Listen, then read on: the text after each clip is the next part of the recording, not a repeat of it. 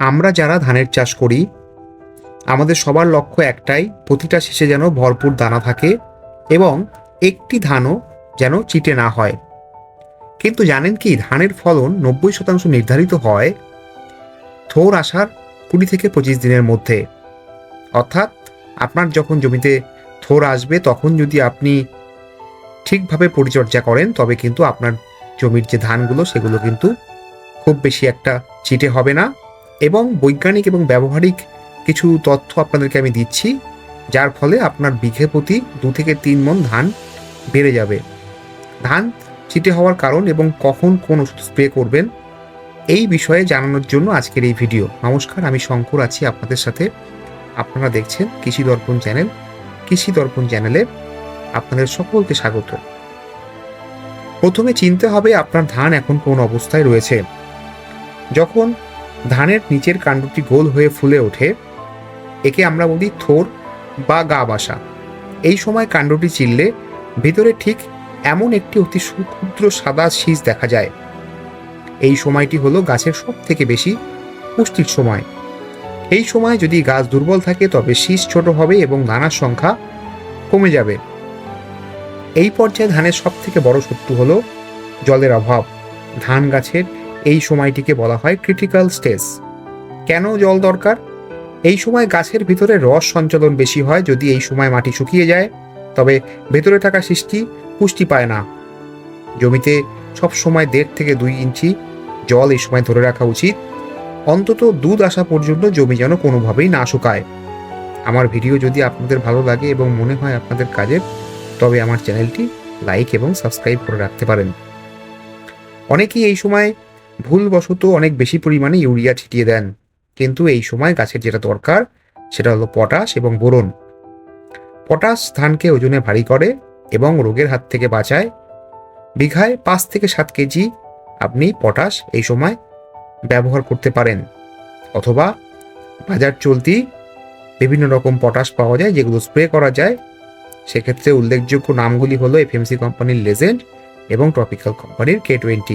এগুলো আপনারা ব্যারেলে একটি করে ব্যবহার করতে পারেন।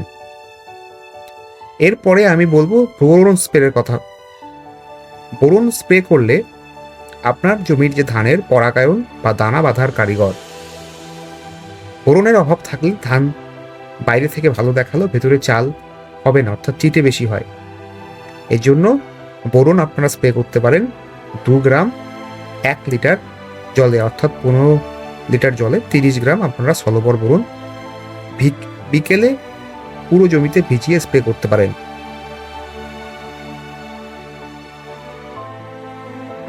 থোর আসার সময় শীষ বের হওয়া পর্যন্ত দুটি সমস্যার জন্য আপনারা সবসময় কীটনাশক বা ছত্রাকনাশক স্প্রে করতে পারেন। একটি হলো কারেন্ট পোকা। এরা গাছের গোড়া থেকে রস চুষে নেয় এবং গাছ হঠাৎ পুড়ে যাওয়ার মতো শুকিয়ে যায়। সমাধান হিসেবে আপনারা পাইমেট্রিজিন 50%, যেটা সিনজিন্টার চেসে পাওয়া যায়, এই জাতীয় যে কোনো কীটনাশক আপনারা 1 গ্রাম প্রতি লিটার হিসাবে ব্যবহার করতে পারেন বিকেলের দিকে। এছাড়াও যেটা আরেকটা রোগ আসে সেটা হলো নেক ব্লাস্ট। শীষ বের হওয়ার পর গোড়া কালো হয়ে ভেঙে পড়ে। এর জন্য আপনারা নিউট্রিবো 1 গ্রাম 1 লিটার জলে ব্যবহার করতে পারেন।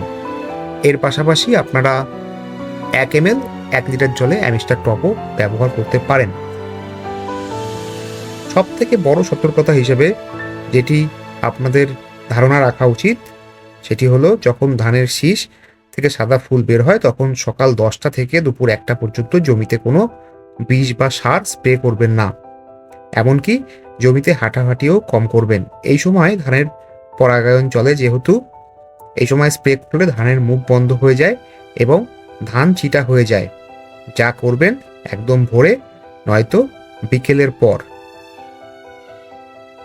সেক্ষেত্রে 3টের পর করলে সবচেয়ে ভালো। তাহলে এই ভিডিও থেকে আমরা যে সারসংক্ষেপগুলো জানতে পারলাম সেটা হলো জল ধরে রাখা, জমিতে পর্যাপ্ত পরিমাণে বোরন এবং পটাশের ব্যবহার করা, কারেন্ট পোকা এবং ব্লাস্টের দিকে নজর রাখা, এবং দুপুরের রোদে স্প্রে না করা ও জমিতে অহেতুক হাঁটাহাঁটি না করা। আপনার যদি কোনো নির্দিষ্ট কীটনাশক বা সার সম্পর্কে জানার থাকে আমার ভিডিওর কমেন্টে আপনি জানাতে পারেন। আমি চেষ্টা করব যথাযথভাবে আপনার উত্তর দেওয়ার। আমার ভিডিও যদি আপনাদের ভালো লাগে তবে আপনার পরিচিত কৃষকদের মাঝে শেয়ার করুন। চাষাবাদ নিয়ে এমন আরও ভিডিও পেতে আমার চ্যানেলের সাথেই থাকুন। আজ এই পর্যন্ত। সবাই সুস্থ থাকবেন, ভালো থাকবেন। ধন্যবাদ।